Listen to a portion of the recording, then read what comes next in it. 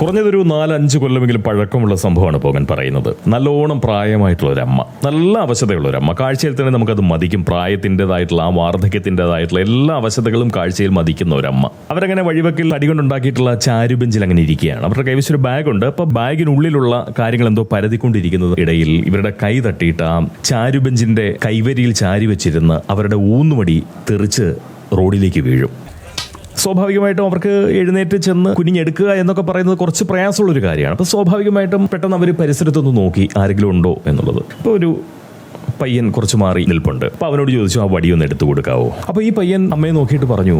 സന്തോഷമായിട്ട് അവൻ പറയാണ്, ഞാൻ എടുത്തു തരാം എന്നുള്ള മട്ടിൽ.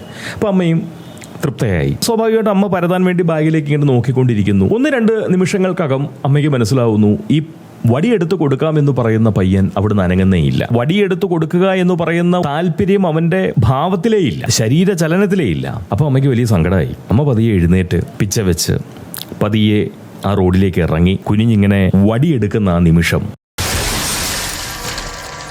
ഒരു നിമിഷം അമ്മ ഞെട്ടിത്തിരിച്ചു പോയി. പിന്നെ അവർക്ക് മനസ്സിലായി, അവിടെ നിന്ന് എഴുന്നേറ്റ് വന്ന് ഈ വടിയെടുക്കാനായി കുനിഞ്ഞിരുന്നില്ല എന്നുണ്ടെങ്കിൽ ആ പിയാനോ വീണ് അവർ മരിച്ചു പോകുമായിരുന്നു. അവർ ആ യാഥാർത്ഥ്യം മനസ്സിലാക്കിയപ്പോൾ പെട്ടെന്ന് ഈ ഒന്നും ചെയ്യാതെ പോസ്റ്റും ചാരി നിന്നിരുന്ന ആ പയ്യനോട് പറഞ്ഞു, താങ്ക് യു മോനെ, നന്നായി മോനെ ഒന്നും ചെയ്യാഞ്ഞത്. മോസ്റ്റ് വെൽക്കം അമ്മേ. അപ്പൊ നിങ്ങൾക്ക് പലർക്കും മനസ്സിലായിട്ടുണ്ടാവും, ഇത് 5 സ്റ്റാറിന്റെ കഥയാണല്ലോ പോങ്ങൻ ഈ പറയുന്നതെന്ന്. ശരിയാണ്, 5 സ്റ്റാറിന്റെ കഥയാണ്.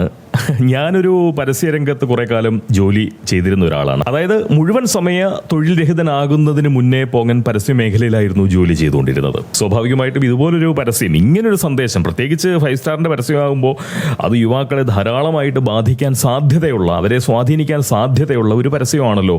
അപ്പോൾ ഇത്രയും വലിയ ഒരു പ്രതിലോമകരമാകുന്ന തരത്തിലുള്ള ഒരു പരസ്യം ഇങ്ങനെ കാണിക്കേണ്ടതുണ്ടായിരുന്നോ എന്നൊരു സംശയമൊക്കെ ആ സമയത്ത് എനിക്ക് തോന്നിയെങ്കിൽ പോലും പിന്നെ തോന്നി, ഇത് കലികാലമാണ്, പലതരത്തിലും തലതിരിഞ്ഞൊക്കെയാണ് കാര്യങ്ങൾ പറയുന്നത്. ഇപ്പോൾ കറ നല്ലതാണ് എന്നുള്ള പരസ്യവും നമ്മൾ കേൾക്കുന്നുണ്ട്. പൊതുവെ നമുക്ക് കറ അത്ര ഇഷ്ടമല്ല, പക്ഷെ കറ നല്ലതാണെന്ന് പറയുന്നുണ്ട് പരസ്യ കലാകാരന്മാർ. അപ്പോൾ നമ്മളത് അംഗീകരിക്കുന്നു, കറ നല്ലതാണ് എന്ന് പറഞ്ഞതുപോലെ തന്നെ ഒന്നും ചെയ്യാതിരിക്കുന്നതും ഒരു നല്ല കാര്യമാണ് എന്ന ആ പരസ്യവാചകം കേട്ടപ്പോൾ ആദ്യമൊക്കെ അതൃപ്തി ഉണ്ടായിട്ടുണ്ട് എന്നുണ്ടെങ്കിൽ പോലും ഇപ്പോൾ എനിക്ക് മനസ്സിലാവുന്നു,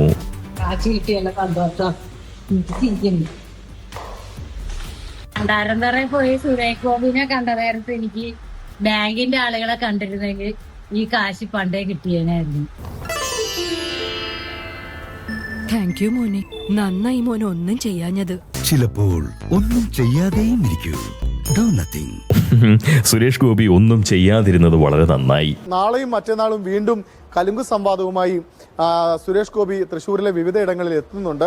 അപ്പോൾ ആരാണ്, എന്തു പരാതിയാണ് നിരസിക്കപ്പെടുക, അതിൽ CPM എങ്ങനെയാണ് ഇടപെടുക എന്നുള്ള ഒരു കൗതുകകരമായ കാര്യം കൂടി അവശേഷിക്കുന്നുണ്ട്.